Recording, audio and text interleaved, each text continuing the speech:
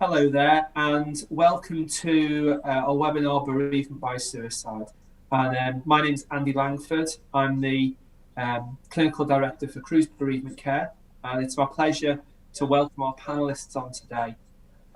This webinar is part of the Grief School panel discussion, which is part of the Good Grief Festival.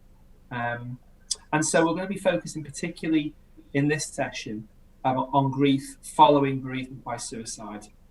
And so what we'll do is have each panellist introduce themselves, and then we'll get into the discussion. Thank you once again, everyone, for joining us.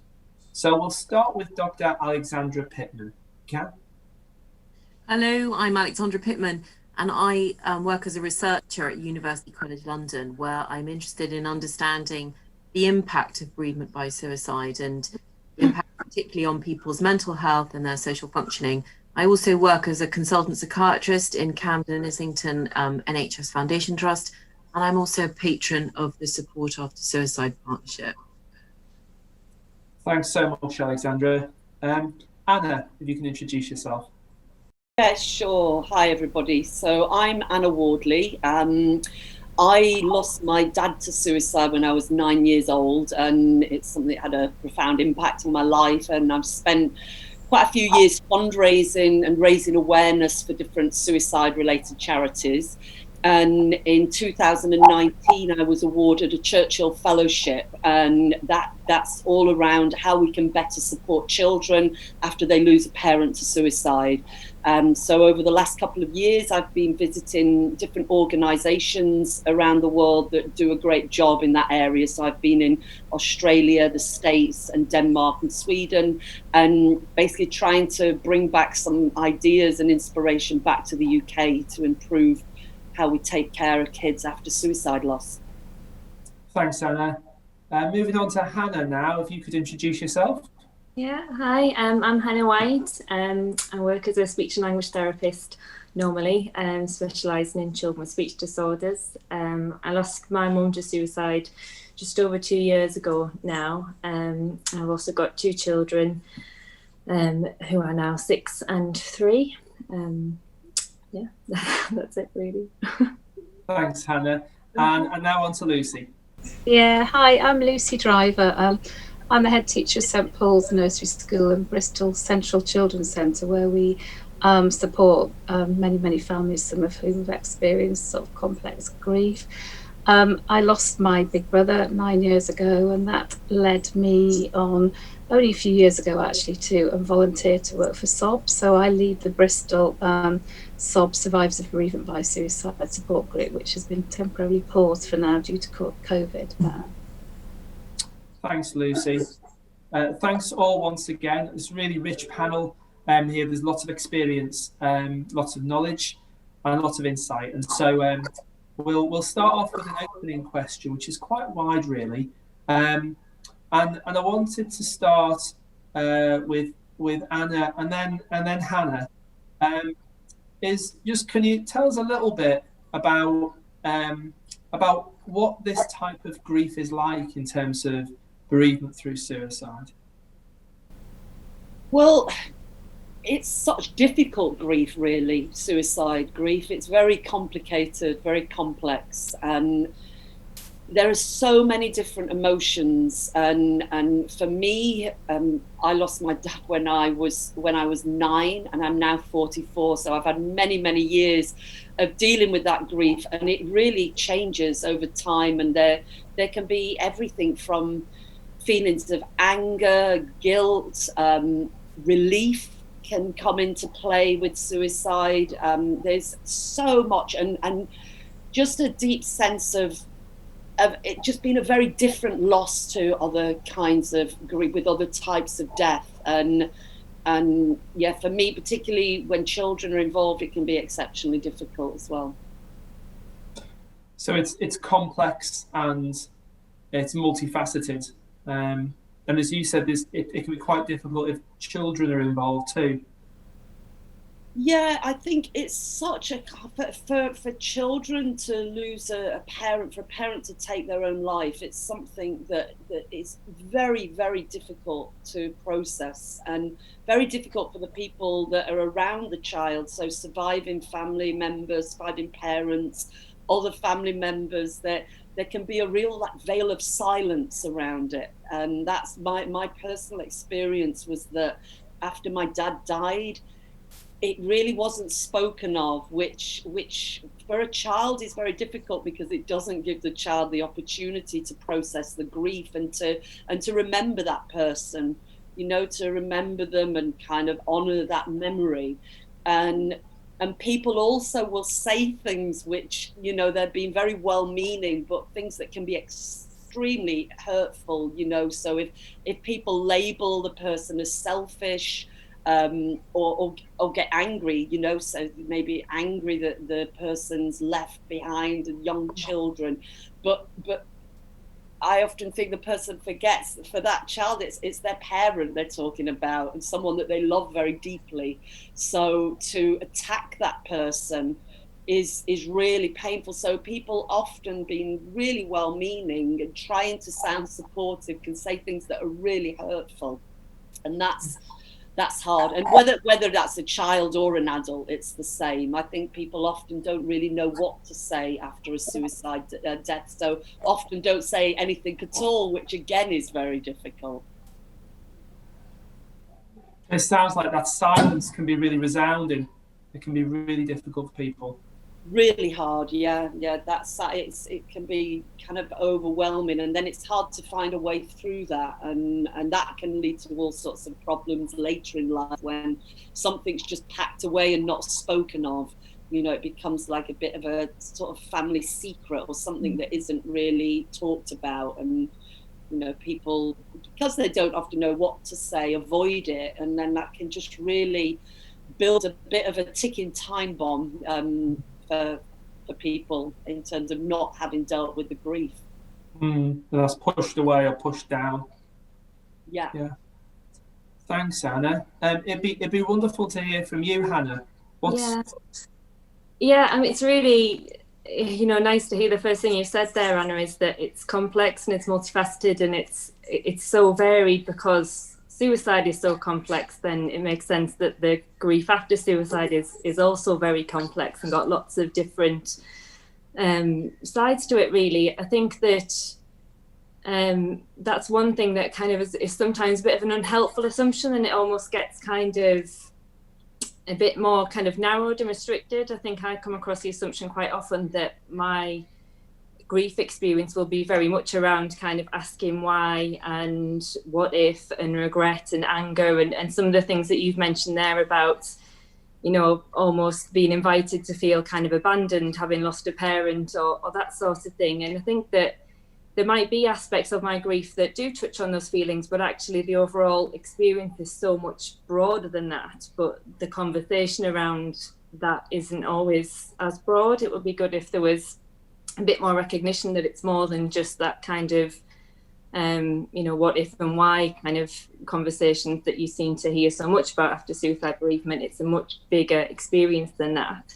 And I'm always riveted when I hear kind of adults who are bereaved as children and kind of what their take on things are now, because a big part of my bereavement and my experience of grief was very much around, on the one hand, being, you know, bereaved and having lost a parent and feeling almost very kind of childlike and feeling quite vulnerable and sort of wanting to be kind of nurtured and looked after, but at the same time having these very young children who were kind of very dependent on me at the age of sort of 6 months and almost 4, and very much having this, you know, maternal instinct to kind of support them through it, to be present, to kind of keep functioning, to keep things as kind of routine and familiar and supportive for them as possible.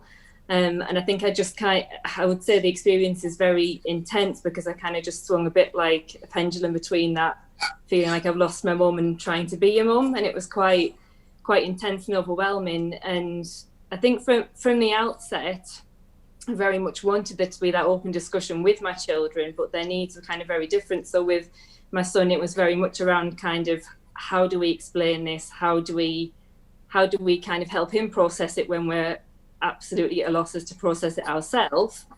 But from my daughter's point of view, obviously with her being a 6-month-old baby, it wasn't really around explaining it to her or kind of helping her understand. It was much more around, how do I meet my own needs so that I can keep functioning as a parent at such an important stage in her development.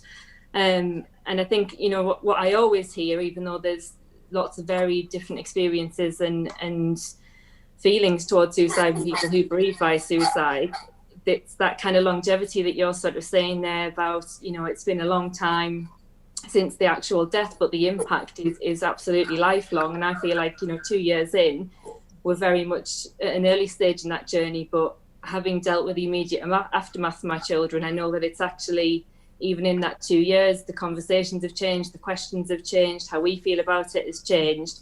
And I expect it to be an ongoing thing that will always kind of adapt and evolve. And I think that's sometimes not always understood, what you were kind of saying earlier, Alexandra, about you know, the impact of trauma and how long that goes on for, and that the impact of that, when there starts to be that assumption that you're kind of over it now or should be resuming to normal, and actually the impact is still quite significant for a long time.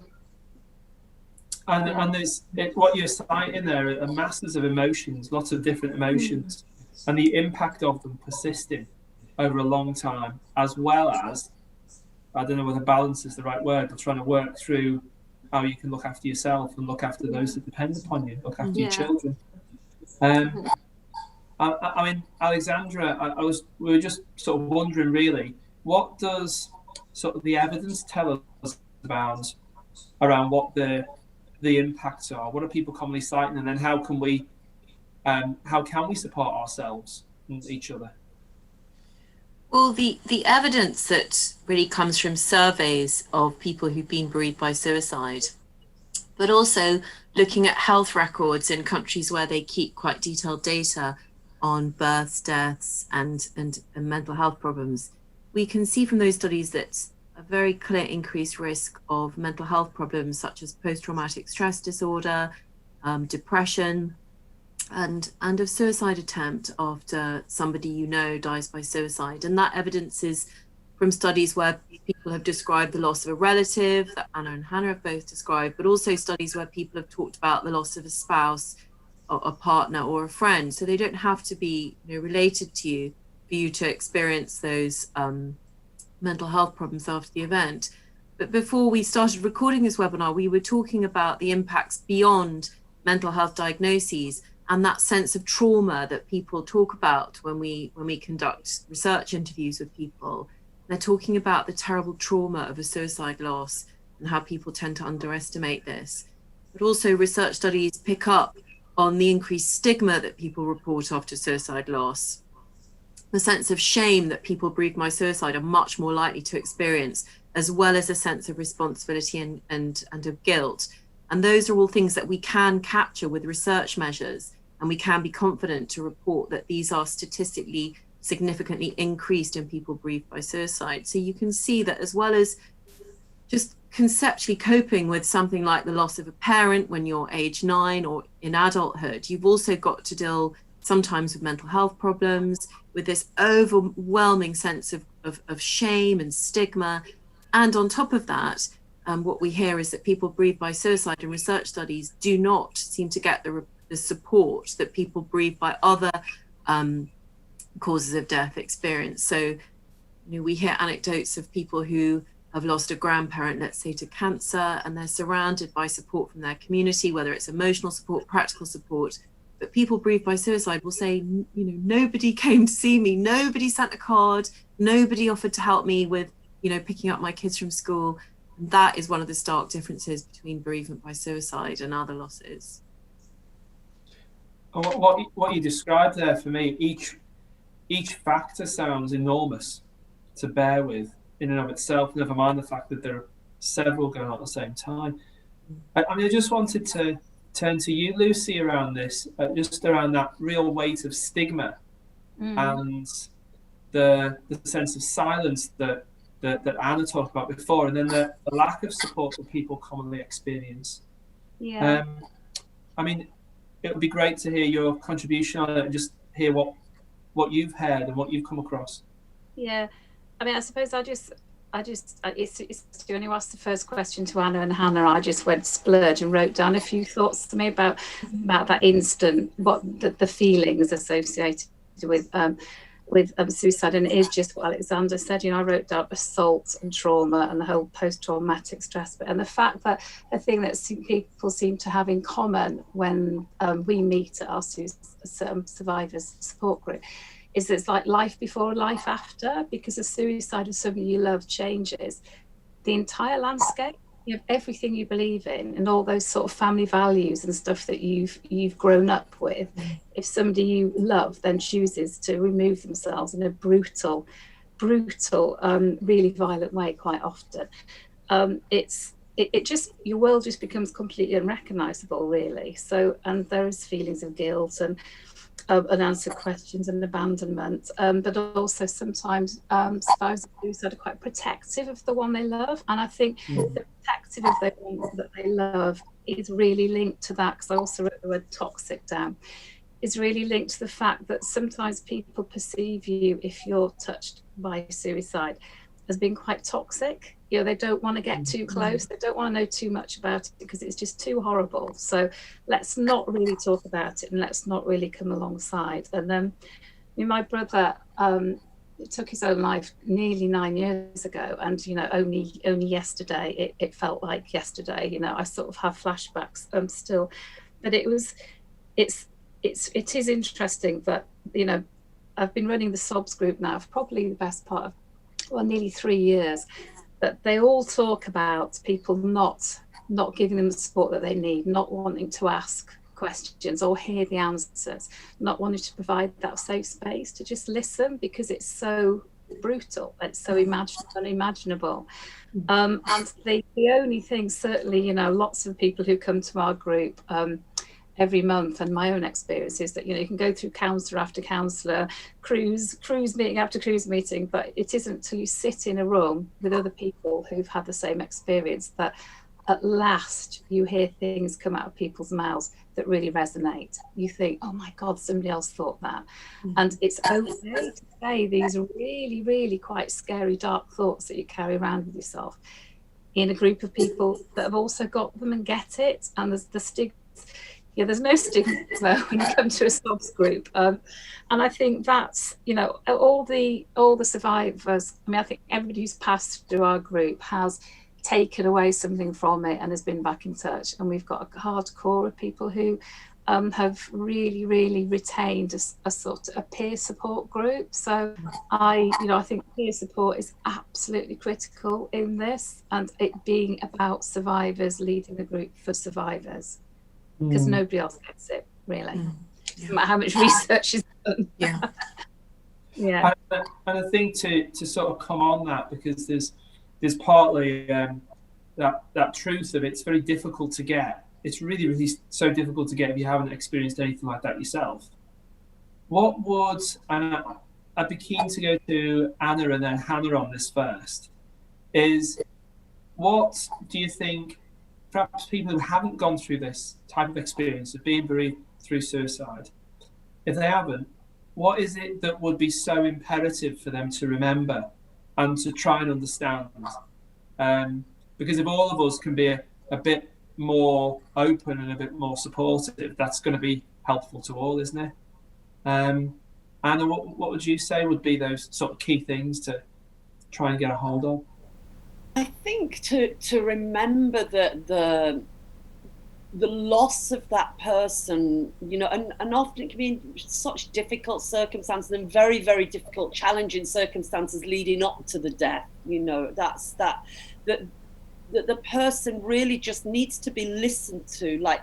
I think people think they need to know the golden words to say, what should I say? And actually, there's nothing that you can say that's going to fix anything, but people just want, it's just about bearing witness, just being with somebody, just listening to them, just not feeling like you've got to kind of have the golden words to say. It's just a case of being there and being willing to listen and sit with someone. And as part of my Churchill Fellowship, I was with an organisation in Portland, Oregon, in the States, and it's called the Trauma Intervention Program, and it's a group of highly trained volunteers that go out with first responders after a suicide death. And they sit with the people there in that immediate aftermath. So whilst all the first responders are dealing with what they need to deal with, they're just there to be human beings. And the woman who runs that organisation, I said to her, what do you say to people? And she said, there's nothing I can say to make it better in any shape or form. She said, I'm just there to bear witness and to be with them. And I think that's what we can do. And I know we all find silence difficult. We want to fix things often. If we see someone in pain, we want to come up with something to make it better and to fix it. And I think it's accepting that we can't fix it, but we can just be there and be by someone's side, and don't cross the road if we see someone because we find it awkward, and tell someone, oh, I don't know what to say, it's so painfully impossible, don't feel afraid to say that, because the person you're with has been through the worst thing they could possibly imagine. Nothing you're going to say is going to be any worse than what they're already living through, and accepting that you don't know what to say is just fine. Sitting in silence with someone is also just fine, and probably sometimes one of the best things that you can do. Thank you, Anna. That's really precious. Thank you. There's so many useful nuggets there. Hannah, anything you'd like to add? I think it's hard because what's helpful to one person is not helpful to another person. I think for me personally, I always preferred people to acknowledge it. So just to say anything was better than not saying anything. But I think that it can be quite difficult to know what to say, and I think it does require a certain level of bravery almost to kind of bring it up. And what I found myself often doing is kind of being the one to bring it up first, because that kind of gave a bit of a green light for it to kind of be okay to have a conversation about it, and that seemed to kind of relax people. But I think that I've had some really kind of moving moments where I could tell somebody was trying to say something and acknowledge it and bring it up, and having to be quite brave and feeling really uncomfortable for them, but it really meant an awful lot that they were kind of trying. So for me personally, it would be kind of say anything really is better than saying nothing. But I do think it is useful to kind of acknowledge how hard that can be, because I went to a Facing the Future group that was for people bereaved by suicide, and it was quite a revelation to have spent about a year at that point kind of feeling like I was the one with sort of the neon sign above my head, and trying to say this thing that was a real conversation stopper, or having these really dramatic reactions from people as soon as you kind of mention the word, to suddenly going into this room where all I knew about these people was that they'd been bereaved by suicide without any of the details, and how that felt, even as somebody kind of with first-hand experience. I was absolutely terrified to say the wrong thing, or to say my opinions on suicide or the situation that might be different to their opinions. And I think that I've had experiences of kind of talking to people bereaved by suicide where actually I feel very differently to how they do about the situation, and experiences of talking to people who haven't been bereaved by suicide where actually they've said really helpful, insightful, supportive things. And in terms of sort of what you mentioned there, Alexandra, I was quite lucky in the sense that I feel like we were surrounded, our family, by a lot of people who did, do a bit of ironing, take the kids to school, take somebody out for a walk so I can have a nap, and all that stuff. We were quite lucky in people kind of coming forward, but sometimes you kind of have to lead the way in that, and sort of you introduce it, and then that lets them know it's okay to have that discussion, because of all the complicated and very intense feelings that come after bereavement suicide and that I felt, one thing I absolutely refused to feel was shame. And I felt like I continually was invited to feel shame from lots of different sources, often very implicitly, very disguised as kind of well-meaning gestures, and it just felt so uncomfortable for me to have had this, you know, mum who I was sort of proud of every day of my life and still am, to somehow now have to speak about her in kind of hushed tones and feel some sort of, and I think that having those conversations and often having to guide other people through talking to me and our family was a way of kind of rejecting that shame and kind of reclaiming a sort of dignity to be able to call this situation what it was, not feel you know, shameful about it anyway. And I think once you do that, other people feel a bit more able to join you in that. But it is quite a lot of pressure, and it is tiring because you are obviously the one who's being bereaved, but you're also the one who's almost kind of counselling people through how to talk to you and how to support you, when that might be something you're still kind of figuring out yourself. So yeah. So on one hand, you're the person who's needing some support, understandably, at the same time you're in a situation where to educate. Yes. when it's a new subject matter for yourself, you know, you kind of, you're almost immediately viewed as an expert in this, and it's something that you're continually trying to process, but at the same time, and I felt that right from the beginning, that, you know, even with like kind of people first on the scene and stuff, that the professionals and, you know, police and coroners and things, you almost had to kind of guide them through talking to you, because they were clearly shaken by the situation in the way that you were, but the onus was on you to kind of navigate that for the room, which is a lot of extra pressure when you're already quite, you know, overwhelmed. Absolutely. I mean, there's so many strands we can sort of pull on there. I was very conscious. I'm going to come to Lucy and then Alexandra, if I can. The words shame and stigma come up a lot, come up in this discussion, and throughout. I mean, I've worked in this field for around sort of 14 years, constantly come up. My own experiences have sort of indicated that shame and stigma constantly come up. Lucy, what's through the conversations you've had and through your own experiences, what do you think that shame and stigma is about, and then what can we best do about it?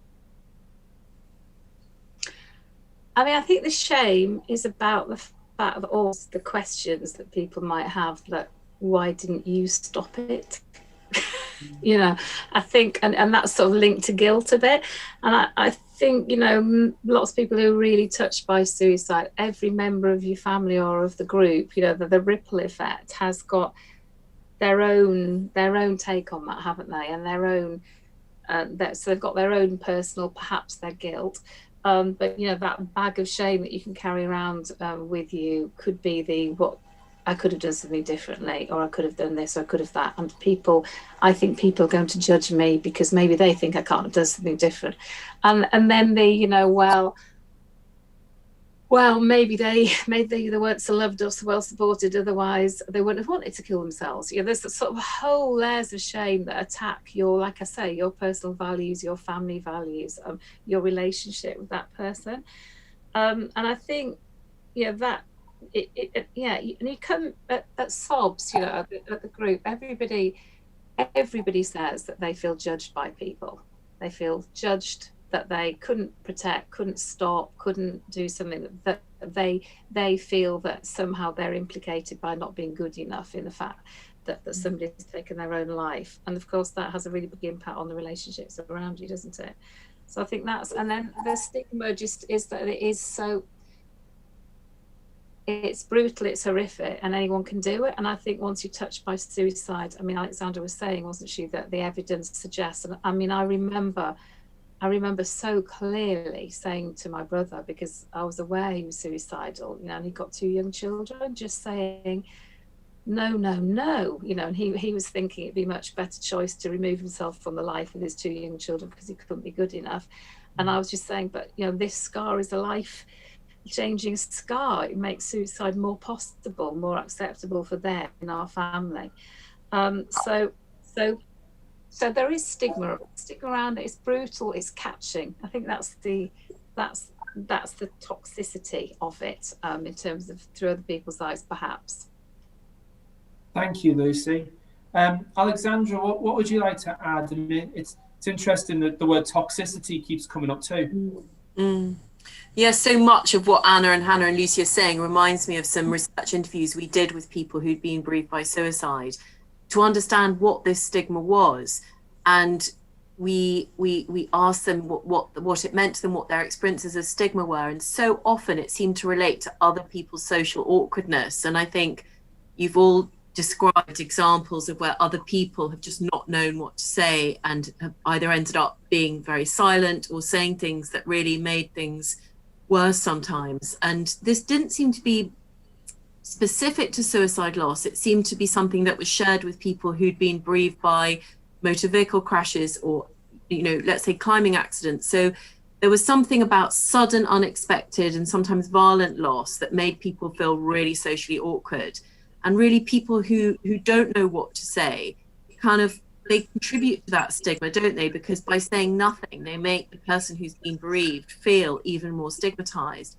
And I think that Anna and Hannah, you've given examples of situations where you might try something and it might not work, but you might try something else and accept that not one solution is going to work for everybody. But just, you know, watching a discussion like this and picking up on cues on what kind of things you should do, I think will help people challenge that social awkwardness and stigma and try and be more supportive in precisely the examples you've described. Super. Thank you, Alexandra. Yes, Anna. I was just going to add something to that, really, about from a child's perspective. When a parent takes their own life, it's quite profound, this sense of not being good enough. So not being good enough for your mom or dad to stay alive for you when you're young. It that really has a profound impact on self-esteem and like sense of like unworthiness. And children tend to relate everything to themselves. They're the center of the universe, so they feel they're to blame for if something happens. You know, I've heard really heart-wrenching stories about very, very young children, 3-4 years old, who associate the suicide death with something they've done, like not put their toys away one day, or that they didn't get out of the bath quick enough, or the things that have stayed with them for many, many years, that they just have this sense of responsibility that's really misplaced. But I think through the lack of understanding of the mental state of the parent, but they just relate it back to themselves.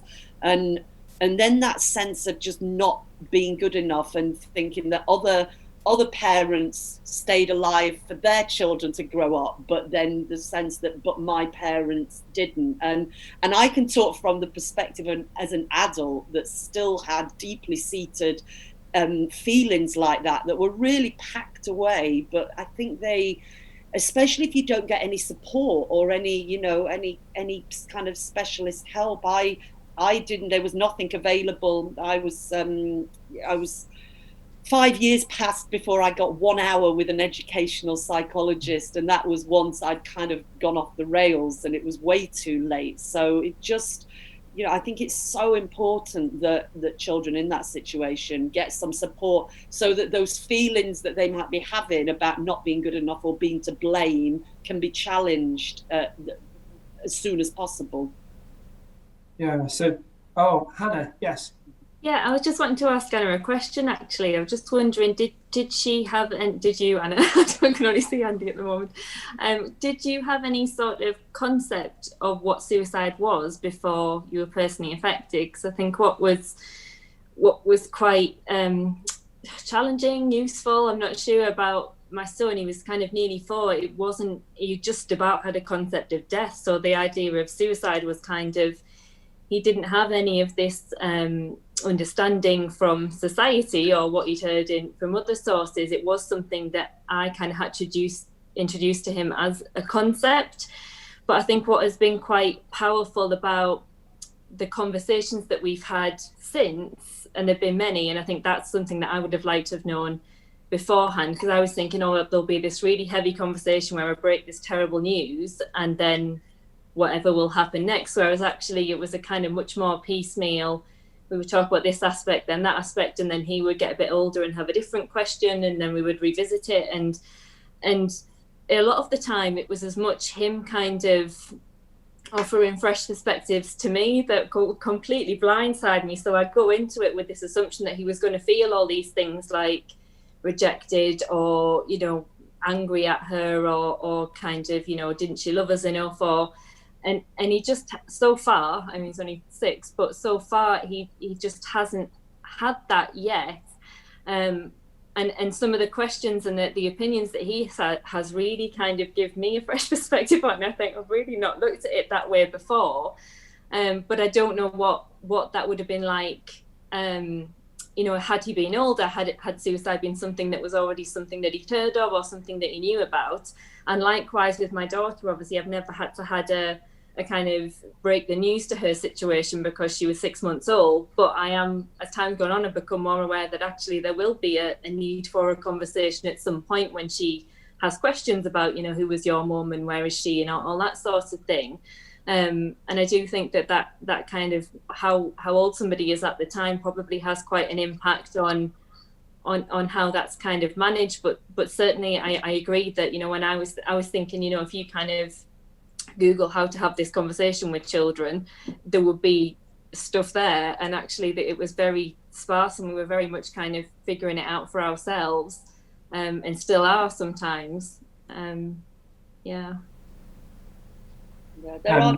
are some really good resources around if you hunt to be able to talk to even very young children. I feel very lucky that it wasn't hidden from me. I've met so many people on my kind of, when I've been doing my Churchill Fellowship, and people who haven't found out like into their 40s or 50s that a parent died by suicide. They've found out when they've been clearing out a deceased parent's house and they've found a death certificate that's why, when they've actually discovered they'd been told that the parent had died of a heart attack, and then they've got to deal with the kind of deceit that's happened from, you know, for over many years. So although it wasn't really spoken of and there was a bit of a veil of silence, I was told, and I feel that that's really important. And I've been more recently to some suicide support groups where parents have decided they're not going to tell their children, and they say we want to tell them when they're older and that they'll understand.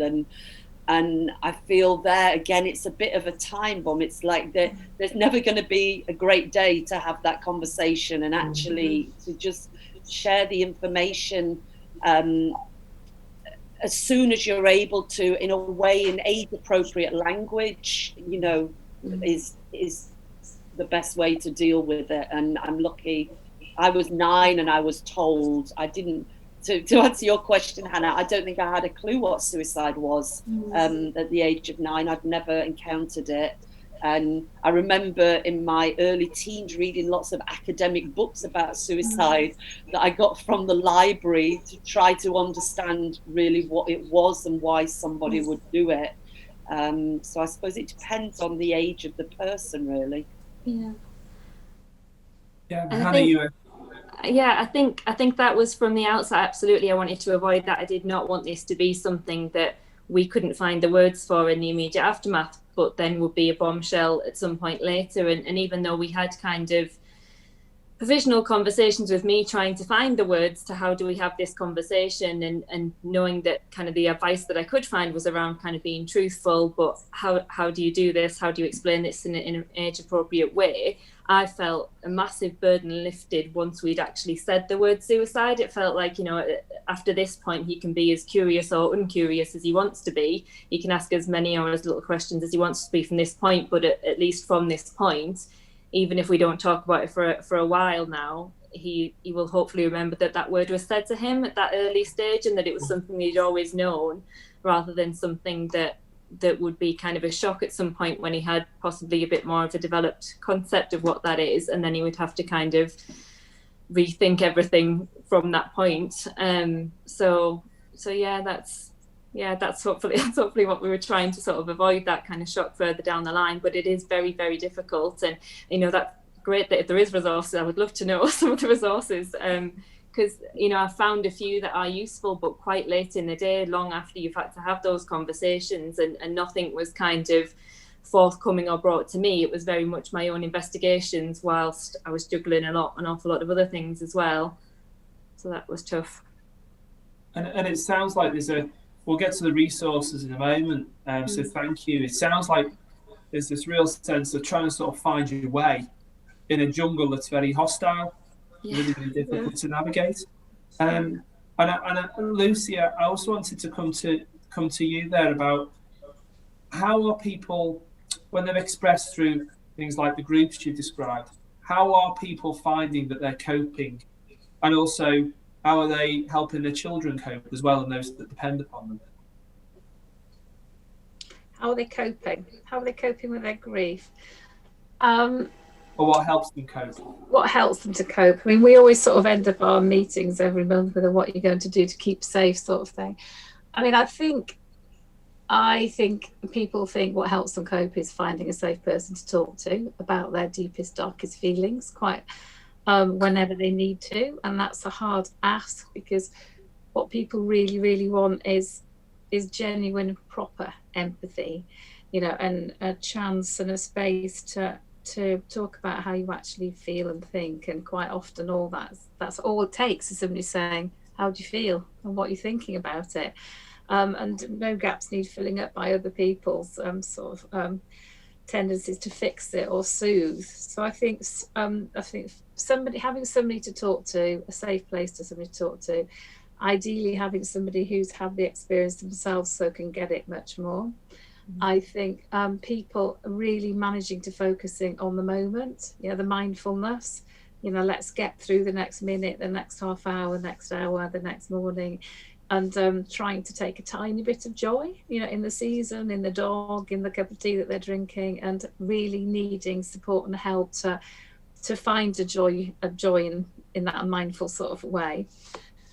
People have done lots of reading around it, and we've got an incredible woman in our group she's literally done a PhD, she says, in suicide. She's so well read and sends us book groups and things to read all the time. And we've got a supportive WhatsApp group with links to websites, links to podcasts, links to that. And I think I think when you find a safe space, humour has enabled quite a few of us to get through. When you know you're safe and you can talk about it, you're allowed to have a laugh a bit. You can laugh at those darkest moments in the security of knowing people don't judge you, because they get just how appalling life is. And the focus on health, you know, like I say, exercise. I know people who've just jogged their way through their acute initial grief. You know, you can't jog your way out of grief, but you can certainly, I think that's, again, people have said things like that. Mm-hmm. Yeah, but there is a tendency to self-isolate because people just don't quite get it. So zip up, don't talk about it, and self-harm in certain ways. So it's a constant battle to be healthy through such complex grief. Thank you, Lucy.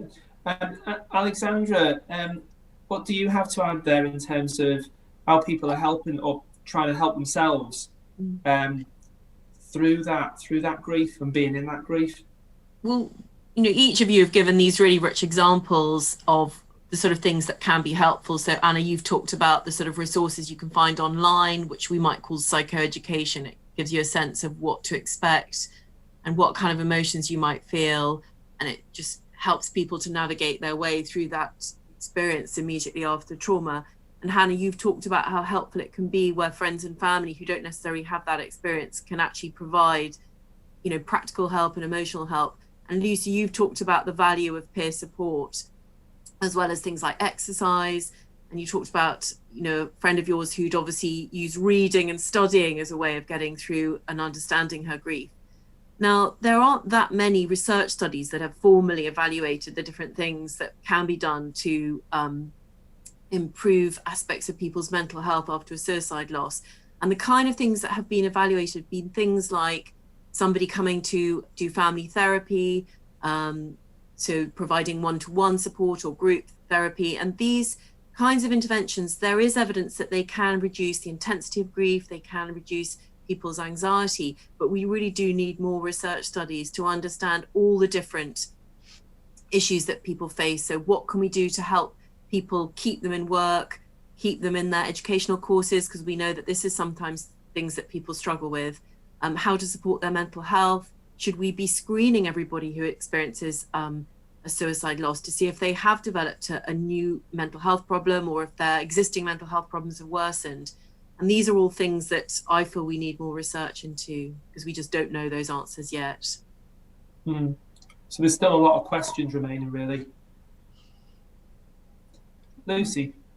I suppose there is that whole bit that there does seem to be an element of post-traumatic stress disorder to the, I mean, I know there probably is with quite, I suppose, yeah, other situations where I've lost people recently, but that really extreme sort of PSD, trauma-associated stuff. And I think, you know, a sort of wider understanding of ways to work with people through PTSD and making it more available, really. I think CBT probably isn't the answer, I don't know. But yeah, the PTSD bit is significant and often not dealt with at all. Often not recognised the way it needs to be. I mean, this gets us on to something that I think is vital and practical as well. You know, in that what support is actually out there for people, because we've talked a little bit about what would be supportive, but what support is practically out there. And I'll come to Lucy and then go to Alexandra first, and then open it up. But Lucy, what are people saying support is actually out there? And it'd be wonderful to hear a little more about the SOBS groups as well. So SOBS, Survivors of Bereavement by Suicide, is a charity specifically for to support survivors of suicide, and it's peer-to-peer, so it's led by survivors for survivors. They've got groups they're trying to set them up in most local authorities right across the country now. A central helpline, which is sort of manned by volunteers. And the Bristol group, I've only been running it, well, nearly 3 years, but we have pressed the pause button recently. And there's a sort of supportive WhatsApp group at the moment, and we're considering how we can restart it, because I think Zoom's going to be quite, for me personally, to lead it by Zoom is quite tricky, because so much of it is about establishing that trusting rapport and safe, really safe space in which people can feel that they're heard and affirmed in anything that they say, really. So that's a monthly support group. Some of the local authorities do it as a weekly group. Some others just have WhatsApp groups. So again, it's just people just need to look, really, SOBS, and see what's local to their area. Then I know that Cruse has a bereavement, but I did have a bereavement by suicide support group as well. And then there's Winston's Wish is another that support children, particularly through grief and suicide of parents. So they're the ones that I know about. Yeah.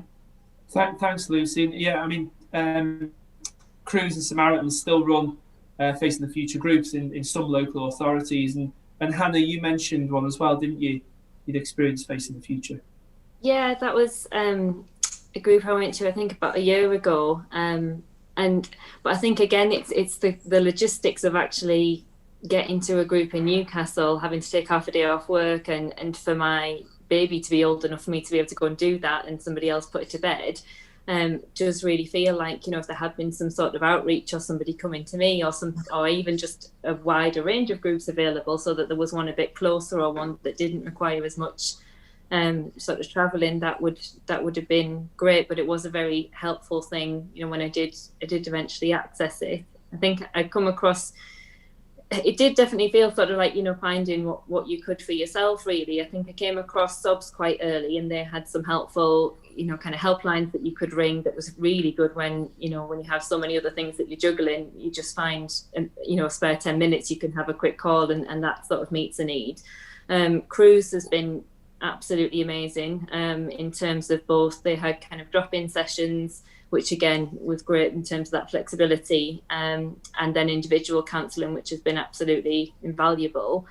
I did ring Winston's Wish. I think it when I kind of looked into it initially, it was kind of billed as sort of for children who'd lost parents, and obviously my children had lost a grandparent rather than a parent, but I did ring their helpline and had a really useful discussion just about what resources are out there and what else you could find.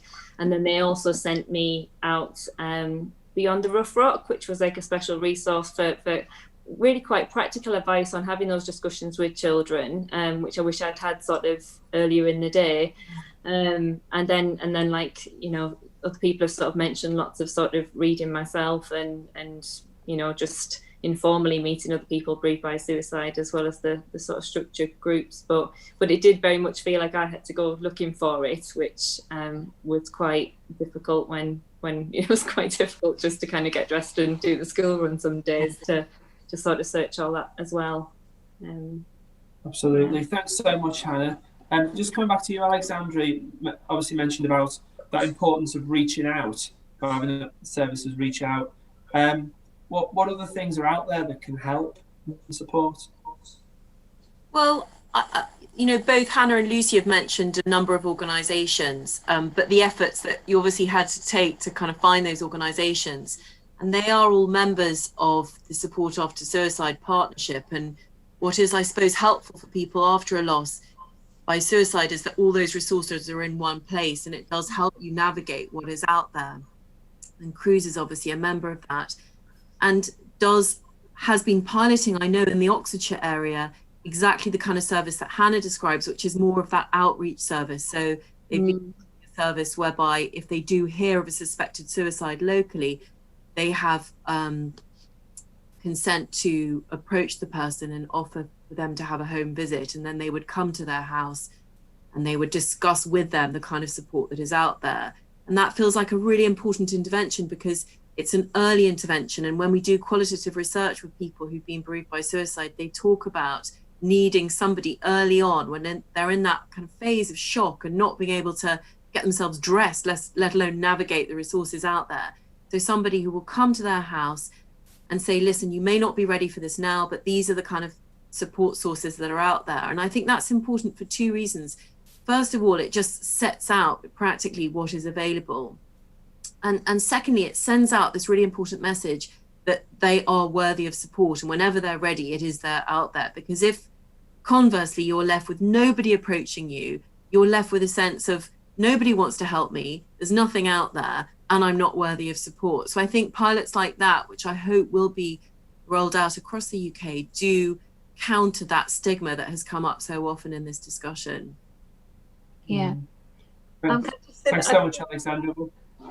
Sorry, I just think the peer, that the one-to-one sort of advocate type champion role is something that I think everybody that's come through our doors would have really wanted, and it is about that catching them early. So you're worthy, we're here to listen. Because I think the wider group peer-to-peer support, sometimes it takes people years to build up the confidence to get to that wider group, and also to sort of dull their emotions, their high emotions, which are just sort of all over the place to start with. So I just think that sounds like a fantastic model. Absolutely. Thank you so much. We need to be drawing this to a close now. So it's hard to summarise the richness, the amount that's been discussed here, really. But what I've found really valuable is how we've gone into the types of experiences that people have that are bereaved by suicide, and I hope for those that are viewing and listening, that's been helpful in trying to have more of an in-depth understanding of what it can be like.